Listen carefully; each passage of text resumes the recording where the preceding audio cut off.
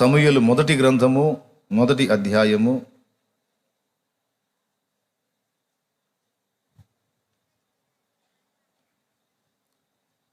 5-6 వచనాలు. హన్నా తనకు ప్రియముగానున్నందున ఆమెకు 2 పాళ్ళు ఇచ్చుచూ వచ్చెను. యెహోవా ఆమెకు సంతులు లేకుండా చేసెను. 6వ వచనం. యెహోవా ఆమెకు సంతు లేకుండా చేసి ఉన్న హేతువును బట్టి ఆమె వైరియగు పెనిన్నా ఆమెను విసిగించుటకై ఆమెకు కోపము పుట్టించుచూ వచ్చెను. ఇప్పుడు చదువుకున్న ఈ వాక్య భాగంలో తన దాసురాలైనటువంటి హన్నా, ఈమె జీవము గల దేవుడైన యెహోవాను ప్రేమించి ఆయన యందు భయభక్తులు కలిగినటువంటి స్త్రీ. ఈమె భర్త పేరు ఎల్కానా, ఈమె పేరు హన్నా. ఈమె భర్తకి మరొక భార్య ఉంది, ఆమె పేరు పెనిన్నా. 2 భార్యలకు భర్తగా ఉన్నాడు ఎల్కానా. అయితే ఒక ఆమెకు సంతానం ఉంది, 2 ఆమెకి సంతానము లేదు. ఎవరికి లేదు అంటే ఇప్పుడు మనం చెప్పుకున్న హన్నా అనే ఈమెకు సంతానము లేదు. సంతానం ఎందుకు లేదు అంటే స్ట్రైట్గా 2 సార్లు వాక్యంలో చెప్పాడు. 5-6 వచనాల్లో యెహోవా ఆమెకు సంతు లేకుండా చేసెను అన్నాడు. యెహోవా అంటే దేవుడే ఆమెకు సంతానము లేకుండా చేసెను. 5వ వచనంలోను 6వ వచనంలోను 2 సార్లు ఉంది. భక్తిహీనులకైతే దేవుడు సంతానం లేకుండా చేశాడు అంటే అర్థం ఉంది. మరి భక్తురాలికి, తననెంతో గాఢంగా ప్రేమించి ఆయన యందు భయభక్తులు నిలిపిన ఆమెకి దేవుడు సంతానం లేకుండా చేశాడు అనే మాట విచిత్రమైంది కాదంటారా? ఆలోచించదగింది కాదంటారా? ఖచ్చితంగా ఆలోచించాల్సిందే. యెహోవా తన దాసురాలి గర్భాన్ని ఎందుకు మూశాడు? ఎందుకని ఆమెకు సంతు లేకుండా చేశాడు? భక్తిహీనులకి సంతానం లేకుండా చేస్తే అర్థం ఉంది. భక్తురాలికి సంతానం లేకుండా చేయటం ఏంది? పాపం క్రమం తప్పకుండా దేవుని సన్నిధికి వచ్చి ప్రార్థన చేసుకొని కృతజ్ఞతలు చెల్లించి ఆయన యందు భయభక్తులు నిలిపి తన మొక్కుబళ్ళు తను చెల్లిస్తూ దేవునికి అన్ని విధాల క్రమంగా నడుచుకుంటున్న హన్నాకి యెహోవా సంతు లేకుండా చేయటం ఏమిటి? ఆమె ప్రార్థన చేయట్లేదా? ఆమె అర్పణ అర్పించట్లేదా? దేవుని యందు భయభక్తులు కలిగి లేదా? అన్నీ ఉన్నాయి. ఈరోజు ఇక్కడ కూర్చున్న మీలో కూడా కొంతమంది అట్లాగా కొన్ని ప్రయత్నాల్లో విఫలమవుతున్న పరిస్థితులు ఎదుర్కొంటూ ఉండొచ్చు. కొన్ని ప్రార్థనలు చేస్తున్నారుగా జవాబు రాకపోయి ఉండొచ్చు. కారణం చెప్తున్నాను వినండి.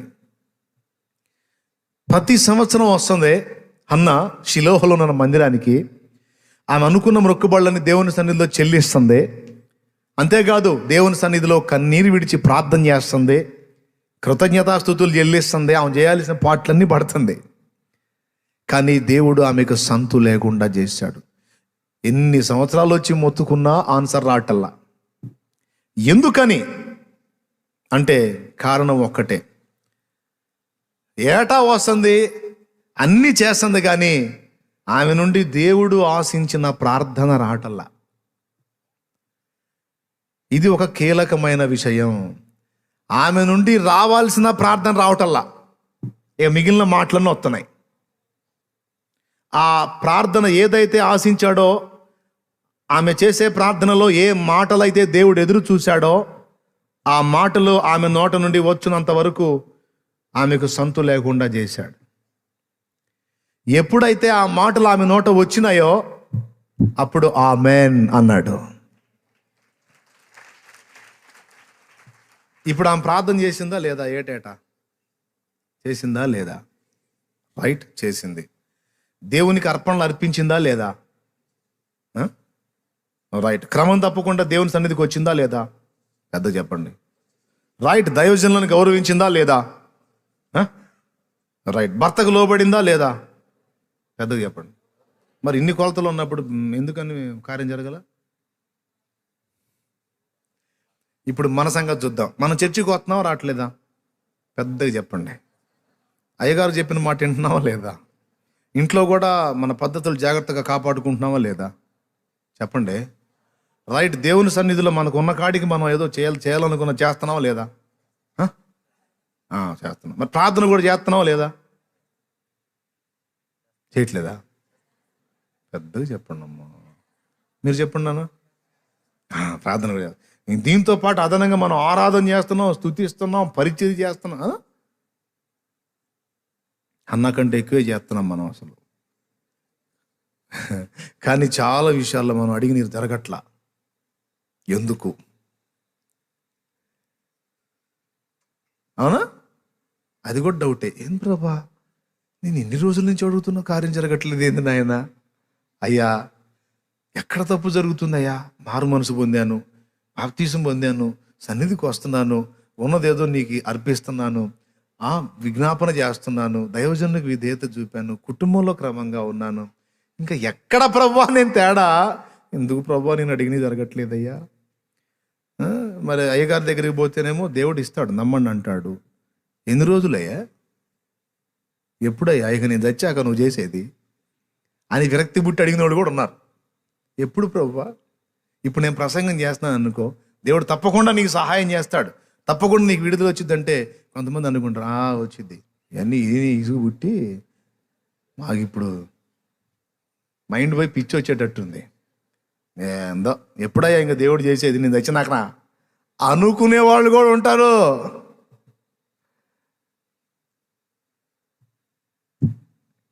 కానీ అనుకున్న దేవుడేమి తొందరపడాడులే. హన్నా విషయంలో ఏం జరిగిందంటే, హన్నాకి దేవుడు ఏదో ఒక బిడ్డని ఇవ్వాలనుకోవాలా, శ్రేష్టమైన బిడ్డని ఇవ్వాలనుకున్నాడు. శ్రేష్టమైనది ఇవ్వాలనుకుని ఆమె నోట నుండి ఆ ప్రార్థన వచ్చేటట్టు ఎదురు చూశాడు. ఏ ప్రార్థనో తెలుసా? ఏం రోజు క్రమం తప్పకుండా ఈ షిలోహులో ఉన్న మందిరంలోకి వెళ్ళి, దేవా నాకు సంతానం ఇవ్వని ఏడిసి మొత్తుకొని గందరగోళం అవుతుంది. ఆయన మౌనం. ఓకే, ఏడు, నువ్వు ఎన్ని రకాల తిప్పలు పడ్డా, నేను అనుకున్నది నీ నోటి నుండి వచ్చేంత వరకు నేను మౌనం. ఇక నీ తిప్పలు నువ్వు పడు, పాపం పడాల్సిన పాటలన్నీ పడుతుంది. ఎందుకంటే షిలోహులో ఉన్న మందిరంలో ఉన్న దైవజనుడి పని అయిపోతుంది. ఆయన సంతాన విషయంలో దేవుడు ఆశ తీరలేదు. ఇప్పుడు తన ప్రజలకు, ఇశ్రాయేలుకు ఒక న్యాయాధిపతి కావాలి.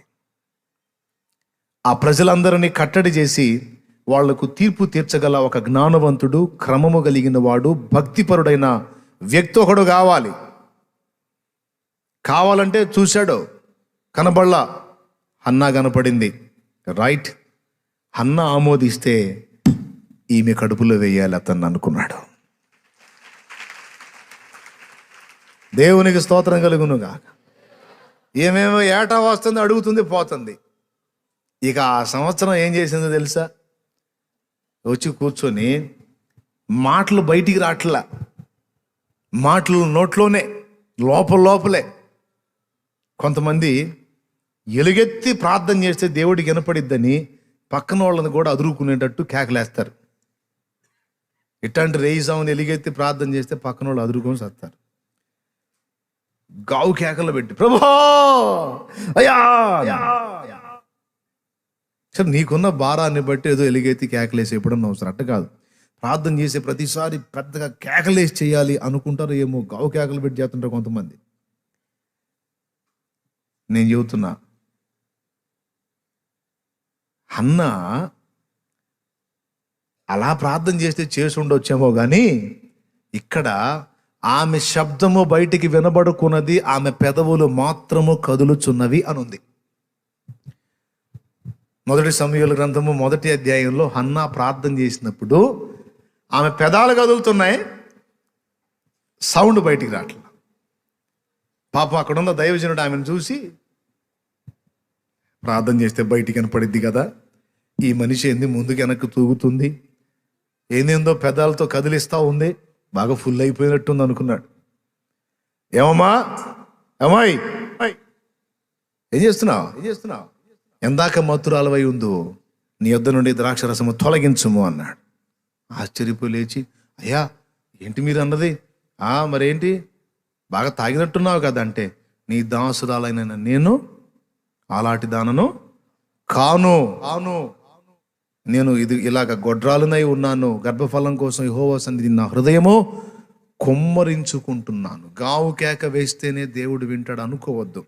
ఎలుగెత్తి ప్రార్థన చేయటం నీకు అలవాటైతే మంచిదే, చెయ్యి, ఇబ్బంది ఏం లేదు. కానీ అలా ఎలుగెత్తి గావు కేకలు వేస్తేనే దేవుడు వింటాడు అనుకోవద్దు. అన్ని భాషల కంటే కన్నీటి భాష ఇంకా బాగా అర్థమైంది దేవునికి. అన్ని భాషల కంటే కూడా కన్నీటి భాష దేవునికి బాగా అర్థమైంది. కొన్నిసార్లు దేవుని సన్నిధికి వచ్చినప్పుడు మాటలు ఉండవు మనకి. మన హృదయంలో ఉన్న వేదనను బట్టి, గుండెలో అయిన గాయాన్ని బట్టి, మనకున్న పరిస్థితులను బట్టి మాటలు రావు. ఏం మాట్లాడాలో కూడా తెలియదు. ఆయన ముందు కూర్చొని అలాగే ఏడవటమే. ఈ కళ్ళ నుండి నీళ్లు కారిపోతూ ఉంటాయి. ఏం మాట్లాడాలో నిరోమయం అయిపోతుంది. ఏడుపు వస్తూ ఉంటుంది. ఏడుస్తా పక్కన వాళ్ళకి అర్థం కాదు, ఏంది ఏడుస్తూ కూర్చున్నాడు, ఏడుస్తూ కూర్చుంది ఏంటి. కానీ దేవుడికి అర్థమైంది ఎందుకు ఏడుస్తున్నావో, దేవునికి అర్థమైంది ఎందుకు రోధిస్తున్నావో, దేవునికి అర్థమైంది ఎందుకు మూలుగుతున్నావో. హన్నా మూలుగులను, ఆమె కన్నీళ్లను దేవుడు గమనించాడు. ఆ రోజు తన పెదాలతో బయటికి సప్పుడు లేకుండా లోపల ఒప్పుకుంది. ఏమన్నా తెలుసా? దేవా, నీవు నాకు ఒక మగ పిల్లను దయచేయి. వాడు పుట్టినది మొదలుకొని వాని తల మీదకి కత్తి రాకుండా, ఇది క్షవరపు కత్తి రాకుండా వాణ్ణి నీ కొరకే అప్పగిస్తాను, నీ కొరకే వాడిని ఇస్తానయ్యా. నీ సన్నిధిలో వాడిని అప్పగిస్తాను, నాకు మగ పిల్లను దయచేయమని అడిగింది. రైట్. ఆ రోజు ప్రార్థన స్వీకరించాడు. అంటే అన్ని రోజులు ఎదురు చూసిన ప్రార్థన ఆ రోజు చేసింది ఆమె. ఆ రోజే ఏలీ దృష్టిలో పడేటట్టు చేశాడు ఆమెని. అప్పటిదాకా వచ్చిపోయింది కానీ ఆయన పట్టించుకోలే. ఆ రోజు మాత్రం పర్టికులర్గా అబ్జర్వ్ చేశాడు. బహుశా ప్రతిసారి వచ్చినప్పుడు ఎలుగెత్తి ప్రార్థన చేసిందేమో, పట్టించుకోలే. ఈసారి వాయిస్ బయటికి రాకుండా అంత పెద్దాలు కదిలిస్తా, ముందుకు వెనక్కి తూగుతా, రోదన చేస్తూ ఉంటే ఆయనకు డౌట్ వచ్చింది. అంటే ఆయన దృష్టి ఆమె మీదకి వచ్చేటట్టు చేసి, ఆమెను అలాగ అడిగేటట్టు చేసి, ఆమె తన విషయం చెప్పినాక ఆ ఏలీ కూడా పలుకుతాడు, నీవు కోరుకున్నట్లు యెహోవా నీకు దయచేయును కాకపో అంటాడు. ఆమె చేత చేయించాల్సిన ప్రార్థన చేయించి తర్వాత ఏం చేశాడు? డైరెక్ట్గా దేవుడు బ్లెస్ చేయకుండా తన దాసుని ద్వారా వాగ్దానం ఇప్పించి పంపించాడు. తన దాసుల్ని వాడుకుంటాడండి దేవుడు. వాళ్ళ ద్వారా ఆయన పలికించే మాటలు రూఢిపరిచే దేవుడు ఆయన. ఏలీ పరిస్థితి ఎలా ఉందో అది పక్కన పెట్టేస్తే, ఏలీ కొడుకుల్ని క్రమంగా పెంచలా, ఈ పక్కన పెట్టేస్తే, ఏలీ దైవజనుడు కనుక ఆయన నోట పలికిన మాట దేవుడు గౌరవించాడు. అలాగే హన్నా తీర్మానాన్ని కూడా దేవుడు హర్షించాడు. ఏ ప్రార్థన ఆమె నుండి రావాలో అది వచ్చిందాకా ఆమెకు కార్యసిద్ధి కలగల. చివరాఖరికి ఆ ప్రార్థన వచ్చింది, అంతే, మరుసటి ఏటికల్లా బిడ్డ చేతికి వచ్చేసాడు. హన్నా అడిగింది. మొదట ఎందుకు అడిగిందో తెలుసా? తను గొడ్రాలు అని నింద మోస్తుంది. అన్ని పోర్ల కంటే దారుణమైన పోరు సవతి పోరంట. తన సాటి మనిషి సంతానవతి అయ్యి ఆ పిల్లల్ని బాగా అల్లారు ముద్దుగా పెంచుకుంటుంటే తను ఆ పిల్లల్ని పిలిచి దగ్గరకు తీసుకోపోతే, రైట్ రా, గొడ్రాల చేతిలోకి వెళ్తావేరా వెధవా, దరిద్ర గొడ్డల దగ్గరికి వెళ్తావే, నీకేమన్నా అయితే నేను అల్లాడొద్దు, వెళ్ళవాకో దా అంటే ఎంత ఏడ్చుకుంటుందండి. గొడ్రాలు దరిద్రపు కొట్టుది, శాపగ్రస్తురాలు, ఆమె దగ్గరికి వెళ్తావేరా అంటే ఎంత గాయం. అందుకే ఫస్ట్ కారణం, నా సాటి మహిళ నన్ను అవమానంగా మాట్లాడుతుంది, ఆమెకు ఆ మాట మాట్లాడకుండా ఆమె నోరు మూపిటానికి దేవా. కొన్ని సంవత్సరాలు అట్ట గడిచిపోయింది, దేవుడే మాట్లాడాల. అంటే ఇప్పుడు నేను బిడ్డనిస్తే ఆమె నోరు మూపిస్తావు అన్నమాట. ఇందుకే అన్నమాట నేను ఏంలే.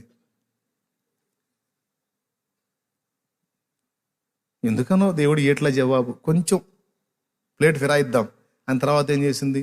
నన్ను అందరూ గొడ్రాలు గొడ్రాలు అనే వేదన పెడుతున్నారయ్యా, నాకు ఒక బిడ్డని అయ్యా, ఆ నెపం తీసేయి ప్రభువా అని మళ్ళీ ఒక రౌండ్. చివరికి ఏ మాట పలికితే ఇచ్చాడండి? దేవా యెహోవా, నాకు ఒక మగ బిడ్డనివ్వు, వాణ్ణి నీ కోసం పెంచుతా.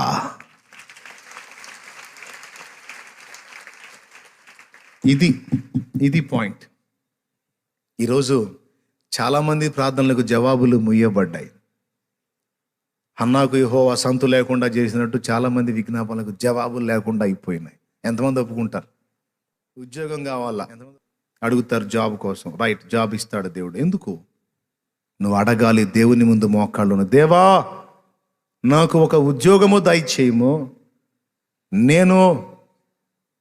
నేను వెళ్ళి జాబులో కష్టపడి నీ చిత్తం అయితే జాబ్ చేస్తూ నా రాబడిలో నుండి నశించిపోతున్న ఆత్మలకు సువార్త ప్రకటించడానికి నీ దాసులైనటువంటి పరిచారకులకు, నీ పని జరిగించే పిల్లలకు నేను తోడ్పడునట్లు, నీ పరిచర్య నేను కూడా చేయునట్లు, నీ నామాన్ని మహిమపరచునట్లు, నేను పిడికిలి విప్పి ధారాళంగా నీ పని కొరకు అన్ని విధముల తోడ్పడునట్లు దయచేసి నా పిడికిలి నింపు ప్రభువా నువ్వు అడుగు. సమస్తమును కోరు, కానీ దేవుని మహిమ కొరకు కోరు. అప్పుడు అది ఆమెన్ అని జవాబు పొందిద్ది. దేవునికి స్తోత్రం కలుగును గాక. అన్నయ్య అప్పులన్నయ్య, ఆర్థిక ఇబ్బందులు అన్నయ్య, విడుదల కోసం ప్రార్థన చేయన్నయ్య అంటే ఆర్థిక ఇబ్బందులపై సమృద్ధి రావాలని. ఎందుకు సమృద్ధి ఇవ్వాలి నీకు దేవుడు? ఎందుకు ఇవ్వాలే? 2 స్టేర్లు కట్టడానికా? ఎందుకు ఇవ్వాలి? లోక సంబంధమైనవన్నీ సమకూర్చుకోవడానికా? ఎందుకు ఇవ్వాలి? ఆర్థిక సమృద్ధిని ఎందుకు కోరుతున్నావు? నీ హృదయంలో ఆశ ఉండాలి.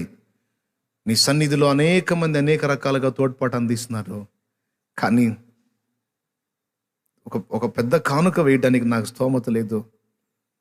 నీ సన్నిధిని కొద్దిగా ఇవ్వాలంటే నాకు మనసు లేదు. నేను నీ కొరకు ఎంతో చేయాలని ఆశ ఉంది, కానీ నా చేతులు ఖాళీ ఉన్నాయి ప్రభువా. ఈ చేతుల్ని నింపు, నా కోసం కాదు ప్రభువా, నీ పని కోసం నింపు ప్రభువా. నీ బిడ్డలకు సహాయం చేయడానికి నింపు ప్రభువా. అనేకులకు ఇవ్వటానికి నా చేతులను దీవించు ప్రభువా అని అడుగు. కన్నీరు గార్చి అదే అదే అదే అడుగు. నువ్వు దేవుడు నీకు ఇవ్వకపోతే అప్పుడు అడుగు. నీ మహిమ కొరకు ఇవ్వమని అడుగు. నీ రాజ్య విస్తరణ కొరకు ఇవ్వమని అడుగు. నీ పరిశుద్ధ పిల్లలకు నేను తోడ్పడినట్లు నాకు ఇవ్వమని అడుగును. ఆకాశ వాక్యులు వెప్పకపోతే అప్పుడు అడుగు. మీరు అడిగినను, చూడండి నేను చెప్పింది ఇట్లా చదువుతున్నా, ఎక్కడ ఉంది లేఖన ఆధారం? యాకోబు రాసిన పత్రిక 4వ అధ్యాయం 1వ వచనం చూడండి. తొందరగా తీయండి బైబిల్. పోరాటములను దేని నుండి కలుగుచున్నవి? మీ అవయవంలో పోరాడు మీ భోగోచ్చల నుండియే కదా మీరు ఆశించున్నారు గాని. అదుగో తమ్ముడా, చెల్లెమ్మ విను, అన్నయ్య చదువుతున్నాడు. మీరు ఆశించుచున్నారు గాని మీకు దొరకటం లేదు. నరహత్య చేయుదురు, మత్సరపడుదురు గాని సంపాదించుకొనలేరు. పోట్లాడుదురు, సంపాదన కొరకు అనుకునే సాధించడం కోసం ఎదుటి వాళ్ళని బలి చేయడానికి కూడా మీరు వెనకాడరు. యుద్ధము చేయుదురు గాని దేవుణ్ణి అడగనందున మీకేమీ దొరకదు. దేవుణ్ణి అడగనందున, ఏం అడగనందున బాబు? ఎందుకు అడగట్లేదు బాబు? అడిగితే దొరికిద్దనేగా. మరి అడిగితే దొరికిద్ది అన్నప్పుడు మరి రోజు ఆల్నైట్కి ఆదివారం శుక్రవారం బుధవారం అడుగుతానే ఉన్నాగా. ఇక్కడ జాలమన్నట్టు ఇంటికాడ పోయి కూడా మోకాళ్ళేసి అదే పనిగా. ఏది మరి? ఆ తర్వాత చదువు. మీరు అడిగినను మీ భోగముల నిమిత్తము వినియోగించుటకై.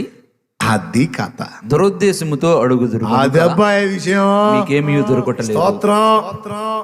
అది విషయం. మీరు అడిగినను మీ భోగముల నిమిత్తము, ఇంకా దురుద్దేశముతో అడుగుదురు. సదుద్దేశము లేదు. అది పాయింట్. ప్రేయర్ చేసేటప్పుడు, ప్రార్థన చేసేటప్పుడు, దేవుణ్ణి అడిగేటప్పుడు, దేవుని దగ్గర నుంచి ఆశించేటప్పుడు సదుద్దేశం ఉండాలి, దురుద్దేశం ఉండకూడదు. అర్థమైందా? నేను దేవుడి ముందు కూర్చొని ఎట్ట అడిగాను తెలుసా? తలనిండా అప్పులు పెట్టుకొని ప్రభువా, ఈ అప్పుల దెబ్బకి నేను పోవాల్సి వస్తుంది, పొద్దున్న లేచే సాయంత్రం దాకా నీ సన్నిధి వదిలిపెట్టాలంటే నాకు ఇష్టం లేదు. నాకు ఆ అప్పుల బంధకాలు తొలగిపోతే ఏదో భార్య బిడ్డలకి అంత ఆహారం తెచ్చిపెట్టుకొని ఎక్కువ సమయం నీతో గడపాలన్న ఆశగా ఉందని దేవుని మందిరంలో ఆ బండ పట్టుకొని ఏడ్చి ప్రార్థన చేశా. ఎందుకు తెలుసా? నీ సహవాసం కోసం, నీ సన్నిధి కోసం నేను ఆశ కలిగి ఉన్నానయ్యా. మరి ఇక దేన్ని ఆశించట్లేదయ్యా, నీ సన్నిధేనయ్యా అని ఆయన సన్నిధిలో చాలా సంవత్సరాలు చేయలే, గట్టిగా కొన్ని నెలలు కూడా తక్కువే నేను చేసింది.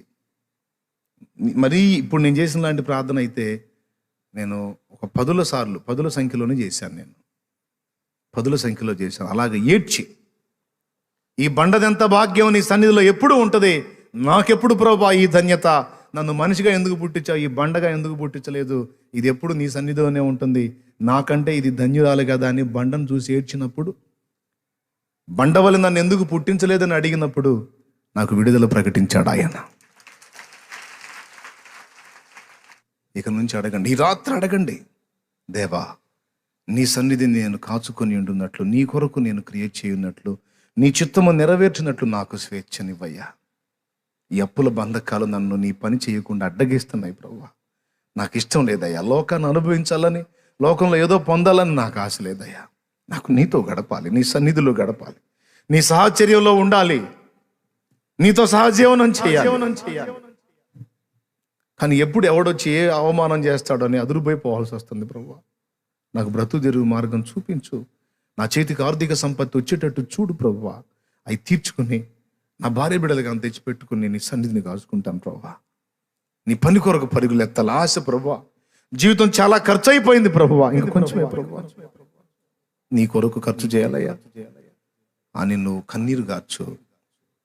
నీకు విడుదల ప్రకటించకపోతే అడుగు, నువ్వు సమస్తము అడుగు, ఆయన మహిమ కొరకు అడుగు, సదుద్దేశంతో అడుగు, గొప్ప నిరీక్షణతో అడుగు. ఇప్పుడు నేను చెప్పినట్టయితే నీకు విశ్వాసం కూడా కరెక్ట్గా వస్తుంది. నేను అడుగుతుంది ఆయన చిత్తంలో గనుక ఖచ్చితంగా చేస్తాడు అని.